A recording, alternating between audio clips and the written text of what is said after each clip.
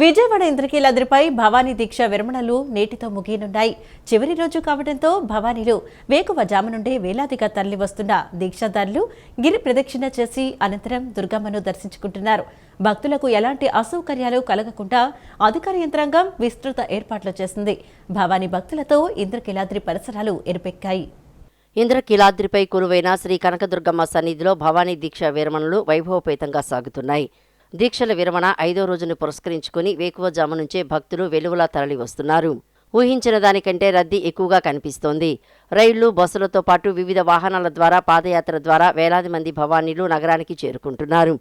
ఇంద్రకీలాద్రి పరిసరాలన్నీ ఎర్రని వస్త్రాలు ధరించిన భవానీలతో కిక్కిరిశాయి. భవానీల సంఖ్య విపరీతంగా పెరగడంతో అధికార యంత్రాంగం అప్రమత్తమైంది. ఎక్కడ ఎలాంటి అవాంఛనీయ సంఘటనలకు తావు లేకుండా పకడ్బందీగా ఏర్పాట్లు చేశారు. వీఐపీ, బీవీఐపీ దర్శనాలను కూడా పూర్తిగా రద్దు చేశారు. ఈ రోజు 1,00,000కు పైగా భవానీ భక్తులు ఇరుముడులు సమర్పించేందుకు వస్తారని అధికారులు అంచనా వేస్తున్నారు. తదనుగుణంగా అధికారులు అప్రమత్తంగా ఉంటూ ఎప్పటికప్పుడు సిబ్బందికి సూచనలు ఇస్తున్నారు. వేకువజాము నుండే వేలాదిగా తరలి వస్తున్న దీక్షాదారులు గిరి ప్రదక్షిణ చేసి అనంతరం దుర్గమ్మను దర్శించుకుంటున్నారు. దేవస్థాన ఈవో సీనా నాయక్, చైర్మన్ బొర్రా గాంధీ, ఇతర పాలక మండలి సభ్యులు భక్తులతో మమేకమై వారి సమస్యలు తెలుసుకుని ఎప్పటికప్పుడు పరిష్కరించే దిశగా చర్యలు తీసుకున్నారు. ప్రసాదాల కొరత లేకుండా చర్యలు చేపట్టారు. మరో 2 రోజుల పాటు భవానీల రద్దీ కొనసాగే అవకాశం ఉన్నట్లు అధికారులు అంచనా వేస్తున్నారు. ఇందుకు అనుగుణంగా ఏర్పాట్లు చేయాలని సిబ్బందికి ఆదేశాలు ఇచ్చారు. ఆంధ్రప్రదేశ్ విద్యా, ఐటీ శాఖల మంత్రి నారా లోకేష్ నేడు ఢిల్లీ పర్యటన ఖరారైంది. ఏపీకి చెందిన పలు సమస్యలను ఈ సందర్భంగా కేంద్ర మంత్రుల దృష్టికి లోకేష్ తీసుకువెళ్లనున్నారు. ఆంధ్రప్రదేశ్ విద్యా, ఐటీ శాఖల మంత్రి నారా లోకేష్ నేడు ఢిల్లీ పర్యటన ఖరారైంది. ఏపీకి చెందిన పలు సమస్యలను ఈ సందర్భంగా కేంద్ర మంత్రుల దృష్టికి లోకేష్ తీసుకువెళ్లనున్నారు. కేంద్ర ఐటీ, రైల్వే శాఖల మంత్రి అశ్విని వైష్ణవ్, విద్యాశాఖ మంత్రి ధర్మేంద్ర ప్రధాన్తో మంత్రి నారా లోకేష్ వేరువేరుగా సమావేశం కానున్నారు. ఏపీకి చెందిన పలు సమస్యలను ఈ సందర్భంగా కేంద్ర మంత్రుల దృష్టికి లోకేష్ తీసుకువెళ్లనున్నారు. అలాగే కేంద్ర హోంశాఖ మంత్రి అమిత్ షాను సైతం లోకేష్ కలిసే అవకాశం ఉన్నట్లు తెలుస్తోంది. సోమవారం ఉదయం విజయవాడ నుంచి ఢిల్లీకి మంత్రి లోకేష్ చేరుకోనున్నారు. కేంద్ర మంత్రులతో భేటీ అనంతరం మంత్రి నారా లోకేష్ ఢిల్లీ నుంచి నేరుగా విశాఖపట్నం చేరుకోనున్నారు. మంగళవారం విశాఖపట్నంలో జరిగే పలు కార్యక్రమాల్లో మంత్రి నారా లోకేష్ పాల్గొంటారు. మరోవైపు ఏపీ సీఎం చంద్రబాబు సైతం డిసెంబర్ 19వ తేదీన న్యూఢిల్లీలో పర్యటించనున్నారు. అందుకోసం డిసెంబర్ 18వ తేదీ సాయంత్రం విజయవాడ విమానాశ్రయం నుంచి నేరుగా ఢిల్లీకి చేరుకుంటారు. ఆ రాత్రి పలువురు కేంద్ర మంత్రులతో సీఎం చంద్రబాబు సమావేశం కానున్నట్లు సమాచారం. అలాగే మరునాడు సైతం పలువురు కేంద్ర మంత్రులను కలిసి రాష్ట్రానికి రావాల్సిన ప్రాజెక్టులు, పథకాలు అమలు కోసం ఆర్థిక సాయం తదితర అంశాలను వారి దృష్టికి సీఎం చంద్రబాబు తీసుకువెళ్తారని తెలుస్తోంది. అదీకాక డిసెంబర్ 19వ తేదీన పార్లమెంటు శీతాకాల సమావేశం ఆఖరి రోజు. దీంతో సీఎం చంద్రబాబు ఢిల్లీ పర్యటన ప్రాధాన్యత సంతరించుకుంది. మహిళల్లో మౌనం బలహీనత కాకూడదని కేంద్ర గ్రామీణ అభివృద్ధి మరియు కమ్యూనికేషన్స్ శాఖ సహాయ మంత్రి డాక్టర్ పెమ్మసాని చంద్రశేఖర్ అన్నారు.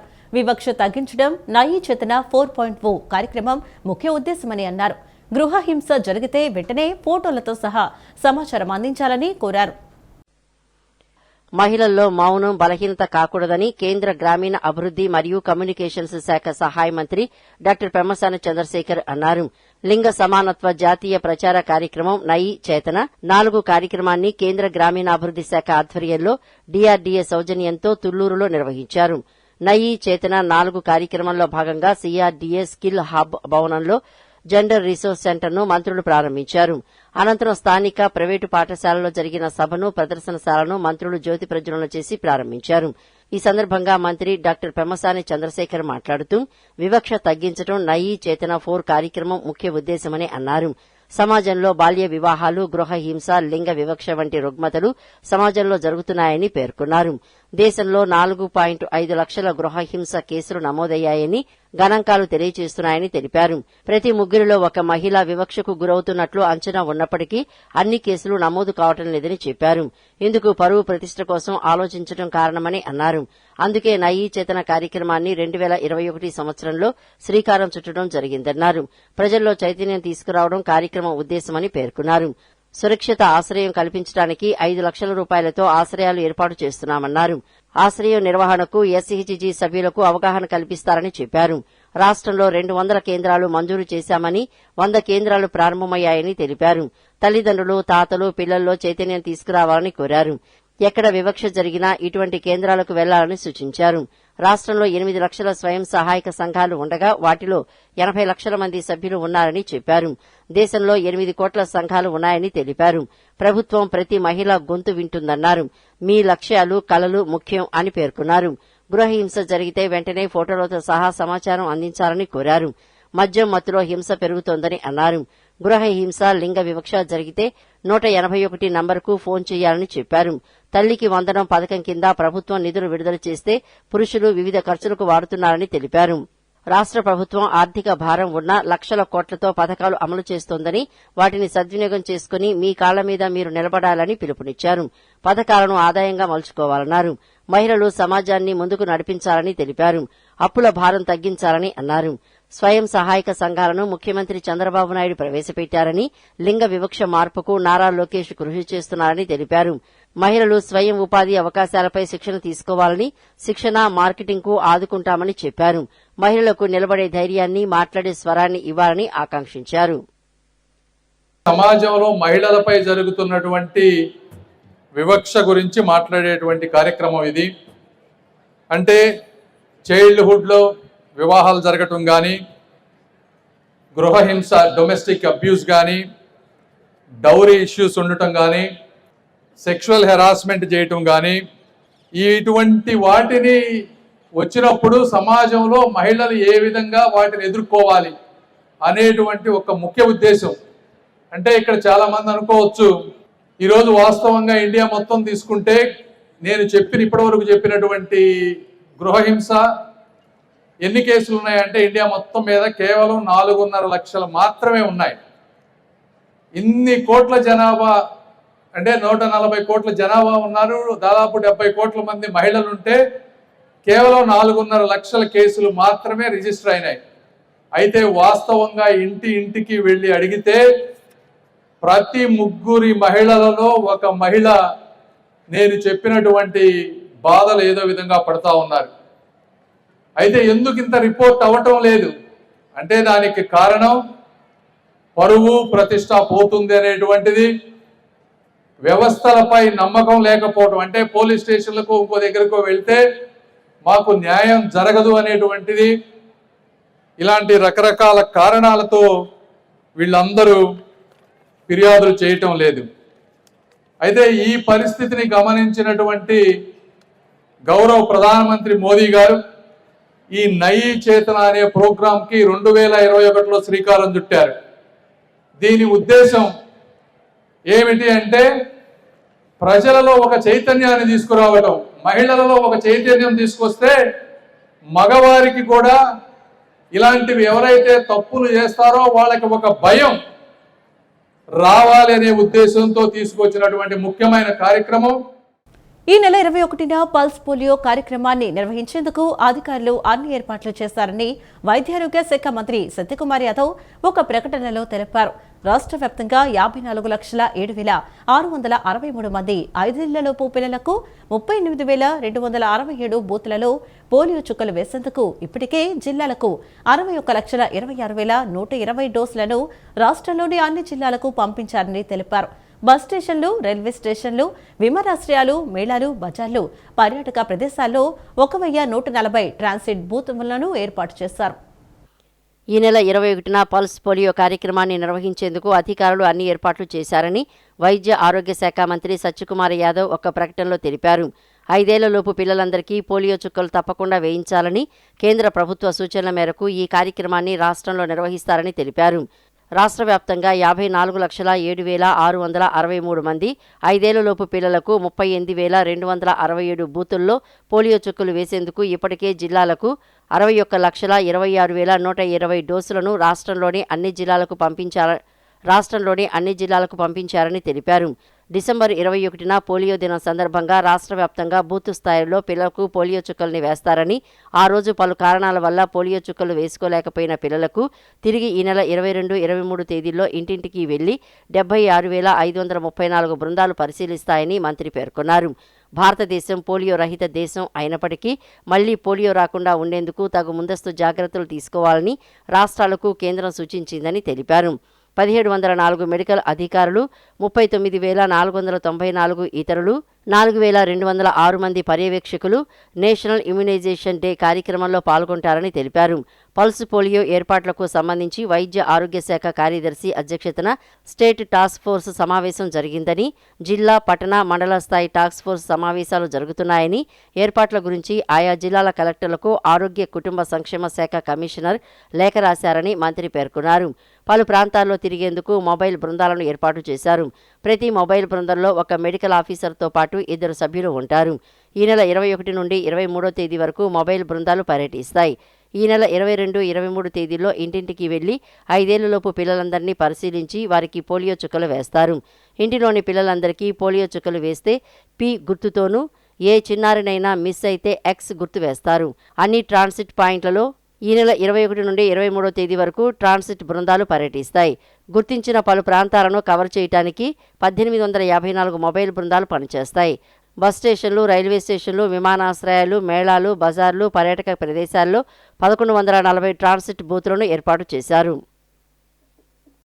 సత్యసాయి జిల్లా ఓడి చెరువు మండల కేంద్రంలో జరిగిన రోడ్డు ప్రమాదంలో గాయపడిన 2 ఎస్సీ హాస్టల్ విద్యార్థులకు మెరుగైన వైద్యం అందించాలని రాష్ట్ర బీసీ ఈడబ్ల్యూఎస్ సంక్షేమ చేనేత మరియు జౌళి శాఖ మంత్రి ఎస్ సవిత ఆదేశించారు. జిల్లా కలెక్టర్ శ్యామ్ ప్రసాద్, ఎస్పీ సతీష్ కుమార్తో మంత్రి ఫోన్ మాట్లాడుతూ హాస్టల్లో ఉండాల్సిన విద్యార్థులు రోడ్డుపైకి రావడానికి గల కారణాలు తెలుసుకుని బాధ్యులపై చర్యలు తీసుకోవాలన్నారు. సత్యసాయి జిల్లా ఓడి చెరువు మండల కేంద్రంలో జరిగిన రోడ్డు ప్రమాదంలో గాయపడిన 2 ఎస్సీ హాస్టల్ విద్యార్థులకు మెరుగైన వైద్యం అందించాలని రాష్ట్ర బీసీ ఈడబ్ల్యూఎస్ సంక్షేమ చేనేత మరియు జౌళి శాఖ మంత్రి ఎస్ సవిత ఆదేశించారు. జిల్లా కలెక్టర్ శ్యామ్ ప్రసాద్, ఎస్పీ సతీష్ కుమార్తో మంత్రి ఫోన్లో మాట్లాడారు. హాస్టల్లో ఉండాల్సిన విద్యార్థులు రోడ్డుపైకి రావడానికి కారణాలు తెలుసుకుని బాధ్యులపై చర్యలు తీసుకోవాలన్నారు. ఈ మేరకు ఆమె ఒక ప్రకటన విడుదల చేశారు. శ్రీ సత్యసాయి జిల్లా పుట్టపర్తి నియోజకవర్గం ఓడి చెరువు మండల కేంద్రంలో సాంఘిక సంక్షేమ శాఖ హాస్టల్లో లక్ష్మీ నరసింహ 9వ తరగతి, భార్గవ్ 8వ తరగతి చదువుతున్నారు. హాస్టల్ సమీపంలోని బైపాస్ రోడ్డులో ఉన్న అయ్యప్ప స్వాములు ఏర్పాటు చేసుకున్న మండపానికి ప్రసాదం కోసం వంట పాత్రలతో వెళ్లారు. అదే సమయంలో ఎదురుగా వస్తున్న కారు 2 విద్యార్థులను బలంగా ఢీకొట్టింది. ఈ ప్రమాదంలో లక్ష్మీ నరసింహ తలకు బలమైన గాయం కావడంతో అనంతపురం జిల్లా ఆసుపత్రికి తరలించారు. మరో విద్యార్థి భార్గవ్కు కదిరి ఆసుపత్రిలో చికిత్స అందజేస్తున్నారు. ప్రమాద ఘటనపై జిల్లా కలెక్టర్ శ్యామ్ ప్రసాద్, ఎస్పీ సతీష్ కుమార్తో ఫోన్లో మాట్లాడి విద్యార్థులకు మెరుగైన వైద్యం అందించాలన్నారు. వంట పాత్రలిచ్చి ప్రసాదం ఎవరు తీసుకురమ్మన్నారో తెలుసుకుని బాధ్యులపై చర్యలు తీసుకోవాలని ఆదేశించారు. హాస్టల్లో ఉండాల్సిన విద్యార్థులు రోడ్డుపైకి ఎందుకు వచ్చారని డీఎస్పీ డబ్ల్యూఓ రెడ్డి బాలాజీని మంత్రి ఫోన్లో ప్రశ్నించారు. తక్షణమే గాయపడిన విద్యార్థుల తల్లిదండ్రులకు సమాచారం అందించాలని, ప్రమాదానికి కారణమైన వాహనాన్ని సీజ్ చేసి డ్రైవర్పై కేసు నమోదు చేయాలని ఆదేశించారు. విద్యార్థుల సంక్షేమం పట్ల నిర్లక్ష్యం వహిస్తే సహించేది లేదని, సంబంధిత హాస్టల్ సిబ్బందిపై కఠిన చర్యలు తీసుకుంటామని మంత్రి సవిత స్పష్టం చేశారు. ఇంద్రకీలాద్రిపై కొలువైన జగన్మాతను దర్శించుకునేందుకు వచ్చే దివ్యాంగులకు, వృద్ధులకు, చంటి పిల్లల తల్లులకు కొండపై తీసుకువెళ్లేందుకు బ్యాటరీ వాహనాలు ఎంతో దోహదపడుతున్నాయి. వారికి సేవలందించేందుకు దాతలు దాతృత్వంతో బ్యాటరీ వాహనాలను దేవస్థానానికి బహుకరించారు. ఈ సందర్భంగా బ్యాటరీ వాహనాల ద్వారా సేవలు అందుకుంటున్న భక్తులు తమ కోసం ప్రత్యేకంగా ఏర్పాటు చేసిన వాహనాల ద్వారా తమకు అందుతున్న సేవలు సంతృప్తికరంగా ఉన్నాయని పేర్కొన్నారు. దుర్గగుడి ఓ సీనా నాయక్ చేస్తున్న సంస్కరణలు దివ్యాంగులకు, వృద్ధులకు మేలు చేస్తున్నాయన్నారు. ఎన్టీఆర్ జిల్లాలో అర్బన్ ప్రాంత, రూరల్ నియోజకవర్గాల మండలాలకు చెందిన ఎస్హెచ్జి మహిళలతో పాటు ప్రతి మహిళ ఎంటర్ప్రెన్యూర్ తయారై రాణించాలనే లక్ష్యంతో ఎంపీ కేశినేని శివనాథ్ తన సొంత నిధులతో కేశినేని ఫౌండేషన్, ఎన్ఐఆర్డి సంయుక్త ఆధ్వర్యంలో కృషి చేస్తున్నారని Kondapalli municipality chairman Chennupoyina Chittibabu, TDP రాష్ట్ర కార్యనిర్వాహక కార్యదర్శి జంపాల సీతారామయ్య అన్నారు. గ్రామీణ ప్రాంతాల స్వయం సహాయక సంఘాల మహిళలకు స్వయం ఉపాధి మార్గం వైపు నడిపించేందుకు శిక్షణా కార్యక్రమాలు ఎంతో దోహదపడతాయని పేర్కొన్నారు. విజయవాడ ఎంపీ కేశినేని శివనాథ్ ఆధ్వర్యంలో హైదరాబాద్ ఎన్ఐఆర్డీలో డిసెంబర్ 15 నుంచి 19 వరకు 5 రోజుల పాటు నైపుణ్యాభివృద్ధి శిక్షణ పొందే 45 మంది మహిళలతో బయలుదేరిన బస్సును ఆదివారం ఇబ్రహీంపట్నం రింగ్ సెంటర్ నందు Kondapalli municipality chairman Chennupoyina Chittibabu, TDP రాష్ట్ర కార్యనిర్వాహక కార్యదర్శి జంపాల సీతారామయ్య స్థానిక నాయకులతో కలిసి జెండా ఊపి ప్రారంభించారు. ఎన్ఐఆర్డీలో 5 రోజుల పాటు శిక్షణ తీసుకునేందుకు వెళ్లిన ఈ 45 మంది ఎస్హెచ్జి మహిళలకు నేచురల్ ఫార్మింగ్, వర్మీ కంపోస్ట్, తేనె తయారీపై శిక్షణ ఇస్తారు. తిరువురు నియోజకవర్గం నుంచి ఏ కొండూరు మండలం, గంపలగూడెం మండలం, మైలవరం నియోజకవర్గం నుంచి జి కొండూరు మండలం, నందిగామ నియోజకవర్గం కంచికచెర్ల మండలం, వీరులపాడు మండలం, నందిగామ జగ్గయ్యపేట నియోజకవర్గం నుంచి పెనుగంచిప్రోలు మండలం, వత్సవాయి మండలం, జగ్గయ్యపేట రూరల్ ప్రాంతాలకు చెందిన ఎస్హెచ్జి మహిళలు నైపుణ్యాభివృద్ధి శిక్షణకు వెళ్లడం జరిగింది. అనంతరం కొండపల్లి చైర్మన్ చెన్నుబోయిన చిట్టిబాబు మాట్లాడుతూ ఎంపీ కేశినేని శివనాథ్ కృషి వల్ల ఎస్హెచ్జి మహిళల జీవితాల్లో వారి జీవనోపాధి మెరుగుపరుచుకునేందుకు చక్కని అవకాశం లభించిందన్నారు. ఇప్పటి వరకు ఎన్ఐఆర్డీకి 5 రోజుల నైపుణ్యాభివృద్ధి శిక్షణ కోసం ఎంపీ కేశినేని శివనాథ్ 2 బ్యాచ్లను పంపించడం జరిగిందన్నారు. గ్రామాల అభివృద్ధి కోసం ఎన్ఐఆర్డీతో కేశినేని ఫౌండేషన్ చేసుకున్న ఎంఓయూలో భాగంగా గ్రామీణ ప్రాంతాల స్వయం సహాయక సంఘాల మహిళలకు స్వయం ఉపాధి మార్గం వైపు నడిపించేందుకు శిక్షణా కార్యక్రమాలు ఎంతో దోహదపడతాయని పేర్కొన్నారు. టీడీపీ రాష్ట్ర కార్యనిర్వాహక కార్యదర్శి జంపాల సీతారామయ్య మాట్లాడుతూ మహిళలు సాధికారత, స్వయం సమృద్ధి సాధించేందుకు ఎంపీ కేశినేని శివనాథ్ సహకారంతో కేశినేని ఫౌండేషన్ ఎస్హెచ్జి మహిళలకు చేయూతగా నిలుస్తుందని అన్నారు. గచ్చిబౌలిలోని ఎఫ్డిడిఐలో 20 మంది మహిళలు లెదర్, నాన్ లెదర్ ప్రొడక్ట్స్ తయారీపై, గార్మెంట్స్పై శిక్షణ పొందుతున్నారని తెలిపారు. డిసెంబర్ 1 నుంచి ఇప్పటి వరకు 2 బ్యాచ్ల్లో దాదాపు 150 మందికి పైగా మహిళలు శిక్షణ తీసుకున్నారని వెల్లడించారు. వీరంతా మిల్లెట్స్ ప్రొడక్ట్స్ తయారీ, హ్యాండ్ మేడ్ పేపర్ ప్రొడక్ట్స్ తయారీ, హోమ్ బేస్డ్ ప్రొడక్ట్స్ తయారీపై శిక్షణ పొందారని తెలిపారు. వీరు తయారు చేసే వస్తువుల మార్కెటింగ్ విషయంలో కూడా కేశినేని ఫౌండేషన్ అండగా నిలబడుతుందన్నారు. ఎన్టీఆర్ జిల్లా రూరల్ సమాఖ్య అధ్యక్షురాలు కందుల కల్పన మాట్లాడుతూ తమ జీవనోపాధి మెరుగుదల కోసం ఇలాంటి శిక్షణలు గత 10 ఏళ్లలో ఏ నాయకుడు అందించేందుకు ముందుకు రాలేదని అన్నారు. ఎస్హెచ్జి మహిళలకు ఎంపీ కేశినేని శివనాథ్ చేస్తున్న సాయం ఎప్పటికీ మర్చిపోలేమని పేర్కొన్నారు. విజయవాడ ఇంద్రకీలాద్రి భవానీ విరమణల సందర్భంగా ఇరుముడి సమర్పించేందుకు సుదూర ప్రాంతాల నుంచి భక్తులకు అన్నదానం ఏర్పాటు చేశామని రాష్ట్రీయ స్వామి వివేకానంద సేవా సంఘ్ వ్యవస్థాపక అధ్యక్షులు ఇప్పల్లి శ్రీనివాసరావు తెలిపారు. బెజవాడ కనకదుర్గమ్మ ఆశీస్సులు, సెంట్రల్ నియోజకవర్గం బోండా ఉమామేశ్వరరావు సహకారంతో పేదల సేవలు తరిస్తున్నట్లు తెలిపారు. నగరంలోని పాత ప్రభుత్వాసుపత్రి వద్ద రాష్ట్రీయ స్వామి వివేకానంద సేవా సంఘ్ సభ్యుల ఆధ్వర్యంలో భవానీ భక్తులకు అన్న సమారాధన ఏర్పాటు చేశారు. ఈ కార్యక్రమంలో రాష్ట్రీయ స్వామి వివేకానంద సేవా సంఘ్ వ్యవస్థాపక అధ్యక్షులు ఇప్పల్లి శ్రీనివాసరావు, కార్యదర్శి కాపాకాయలు ముఖేష్, మద్దినేని సుబ్రహ్మణ్యం, ఎన్టీఆర్ జిల్లా అధికార ప్రతినిధి ఎర్రబోతు రామారావు, సిహెచ్ రఘు, లాం రవికిరణ్, పలువురు సభ్యులు పాల్గొన్నారు. భవానీ దీక్షల విరమణల కోసం సుదూర ప్రాంతాల నుంచి పెద్ద ఎత్తున తరలివచ్చిన భవానీ భక్తులు, పేదలకు యాచకులు స్వయంగా ఆహార పదార్థాలు వడ్డించారు. అనంతరం రాష్ట్రీయ స్వామి వివేకానంద సేవా సంఘ్ వ్యవస్థాపక అధ్యక్షులు ఇప్పల్లి శ్రీనివాసరావు మీడియాతో మాట్లాడుతూ గత 3 రోజుల నుంచి అన్నదానం ఏర్పాటు చేయటం జరుగుతోందని చెప్పారు. సుమారు 3000 మందికి అన్నదానం చేయటం ఆనందంగా ఉందన్నారు. ఈ సంస్థలో యువతీ యువకులను భాగస్వాములు చేయాలని కోరారు. నగరవాసులు రాష్ట్రీయ స్వామి వివేకానంద సేవా సంఘ్ భాగస్వాములై ప్రజలు సేవ చేసి తరించాలని కోరారు. భారతదేశంలో ప్రజలందరికీ ఆధ్యాత్మికంగా కార్యక్రమాలు అందుబాటులోకి తీసుకురావాలని కృషి చేస్తున్నట్లు తెలిపారు. రోజుకి 3000 నుంచి 5000 మందికి భోజనాలు పెట్టడం చాలా ఆనందదాయకంగా ఉంది. అలాగే ప్రజలకి, మన భారతదేశంలో ఉన్న ప్రజలందరికీ కూడా ఆధ్యాత్మికంగా మంచి కార్యక్రమాలు చేసి అందరికీ అందుబాటులో ఉండాలని మా సంస్థ కూడా మనస్ఫూర్తిగా కోరుకుంటుంది. అలాగే ఈ యొక్క సంస్థలో యువతల్ని భాగస్వామ్యం చేసే ప్రోగ్రాం కూడా పెట్టాము. దానికి కూడా కొంతమంది యువకులు కూడా ముందుకు వచ్చి మా ఆర్గనైజేషన్లో జాయిన్ అవుతామని చెప్పి ఈ 3 రోజుల ప్రోగ్రాంలో కూడా చాలామంది చూసి తీసుకెళ్లారు. అలాగే మా యొక్క సంస్థని www.com RSVSS ఆర్గనైజేషన్ అని చెప్పి ఒక డేటా తయారు చేయడం జరిగింది. దాన్ని ఓపెన్ చేస్తే మా యొక్క సంస్థ చేసే కార్యక్రమాలన్నీ కూడా మీకు అందుబాటులో వస్తాయి. అందులో సభ్యత్వం తీసుకునే అవకాశం కూడా కల్పించాము. సెంట్రల్ నియోజకవర్గ శాసనసభ్యులు శ్రీ బొండా ఉమామేశ్వరరావు గారి ఆదేశాలతో విజయవాడలో ఉన్న కనకదుర్గమ్మ తల్లి గుడికి వచ్చే భక్తులందరికీ అన్నదాన కార్యక్రమం చేయాలనే ఉద్దేశంతో ఈరోజు 3వ రోజు అండి. 3 రోజులు బట్టి సేవ చేస్తున్నటువంటి స్వామి వివేకానంద సేవా సంఘ్ వారికి మరియు కమిటీ సభ్యులకి ప్రతి ఒక్కరికి పేరు పేరున ధన్యవాదాలు తెలియజేసుకుంటున్నాం. విజయవాడలో ఎన్నో సేవా కార్యక్రమాలు జరుగుతూ ఉన్నాయి. అలాగే స్వామి వివేకానంద సేవా సంఘ్ వారు కూడా ఇప్పుడు గత 4-5 సంవత్సరాలు బట్టి ఏదో సేవా కార్యక్రమాలు చేస్తూనే ఉన్నారు. ఇలా ప్రతి ఒక్కరు ముందుకొచ్చి ప్రజలందరూ సేవా కార్యక్రమాల్లో పాల్గొవాలని నా ఉద్దేశం. రాష్ట్ర వ్యాప్తంగా రజకులను సమీకరించి ఫిబ్రవరి నెల ప్రధాని నరేంద్ర మోదీ ముఖ్యమంత్రి చంద్రబాబును స్వయంగా కలిసి ఎస్సీలను రజకుల్లో చేర్చాలని కోరతామని ఆంధ్రప్రదేశ్ రజక అభివృద్ధి సంస్థ రాష్ట్ర అధ్యక్ష కార్యదర్శులు పొన్నాడ మోహనరావు, రాష్ట్ర ప్రధాన కార్యదర్శి పోలుగల్లు కమ్మన్న తెలిపారు. అట్టడుగు ఉన్న రజకులను ఎస్సీల్లో చేరితే పేదరికాన్ని జయించగలమన్నారు. నగరంలోని గాంధీనగర్ ప్రెస్ క్లబ్ నందు ఆంధ్రప్రదేశ్ రజక అభివృద్ధి సంస్థ రాష్ట్ర అధ్యక్షులు పొన్నాడ మోహన్ రావు, రాష్ట్ర ప్రధాన కార్యదర్శి పోలుగల్లు కమ్మన్న, రాష్ట్ర కోశాధికారి గుర్తం సుబ్బన్న, మానికొండ సూరిబాబు పలువురు సభ్యులు కలిసి విలేకరుల సమావేశాన్ని నిర్వహించారు.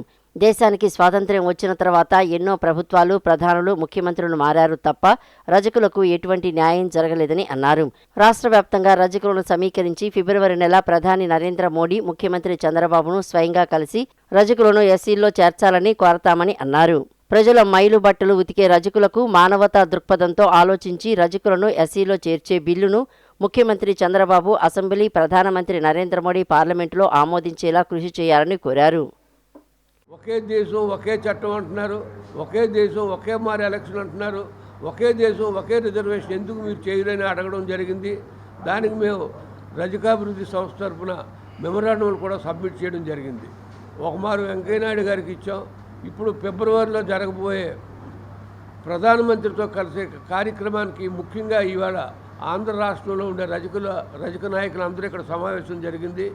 ఆ సబ్జెక్టు తీసుకున్న తర్వాత ఫిబ్రవరిలో కలిసి ఒకే మాటగా చెప్పాలనుకున్నాం. మీరు ప్రధానమంత్రి అయిన తర్వాత ఒకే దేశం ఒకే చట్టం అనేటప్పుడు ఒకే దేశం ఒకే రిజర్వేషన్ ఎందుకు చేయరు అనే దాని మీద మనం మాట్లాడుతున్నాం. సాకలి అనే పదాన్ని ఉమ్మడి మద్రాసు రాష్ట్రంలో ఉన్నటువంటి సాకలి అనే పదాన్ని సంస్కృత పదమైనటువంటి రజకులుగా చేర్పించడం జరిగింది. అప్పటి నుంచి కూడా 1944లో రెవెన్యూ ఇన్స్పెక్టర్ ఉద్యోగానికి రాజీనామా చేసి రజకుల కొరకు ప్రత్యేకమైనటువంటి చట్టాన్ని తేవాలా, రజకులకు పేరే మార్చాలని చెప్పి మరి మద్రాసు రాష్ట్రంలో, ఉమ్మడి మద్రాసు రాష్ట్రంలో రజక అనే పదాన్ని చేర్పించడం జరిగింది. అది నోటిఫై కూడా అయింది. తర్వాత వేమూరి వెంకటేశ్వర్లు గారు ముచ్చుమూరు గ్రామం, తూర్పుగోదావరి జిల్లాలో ఉన్నటువంటి గ్రామంలో రజక జన సేవా సంఘం స్థాపించి అప్పటి నుంచి ప్రతి జిల్లాలో కూడా ఈ కార్యక్రమాన్ని విస్తృతపరిచి రజకులకు కావలసినటువంటి సౌకర్యాలు కానీ, రజకులు ఎదుర్కొంటున్న సమస్యలు కానీ ప్రభుత్వం నుంచి తీసుకొస్తూ జరుగుతుంది. ప్రస్తుత గౌరవనీయ ముఖ్యమంత్రి గారు కూడా అనేక సార్లు కూడా ఇదే విషయమై ఎస్సీల జాబితాలో చేరుస్తాము తప్పకుండా అని చెప్పి, సామాజికంగా సమస్య ఉంది తప్పకుండా పరిష్కారం ఇస్తామని చెప్పినారు. మరి ఇటీవల 2024లో ప్రభుత్వం అధికారంలోకి వచ్చిన తర్వాత కూడా మరి ఆగస్టు 2024 15వ తేదీ కూడా రజకులు సామాజికంగా ఎస్సీ జాబితాలో చేర్చాలని చెప్పేసి ఒకసారి చెప్పారు. మరి ఇటీవల మరి అసెంబ్లీలో సాక్షిగా కూడా మా గౌరవనీయ ఎమ్మెల్యే గల్లా మాధవ్ గారు కూడా ఎస్సీల జాబితాలో చేర్చాలని చెప్పేసి ప్రభుత్వాన్ని కోరింది. మరి బీజేపీ నుంచి సోము వీరాజు ఎమ్మెల్సీ గారు కూడా గౌరవనీయులు పెద్దలు వాళ్ళు కూడా తప్పకుండా ఎస్సీల జాబితాలో చేర్చాల్సిన అవసరం ఉంది. ఈ వార్తలు ఇంతటితో సమాప్తం. నమస్కారం.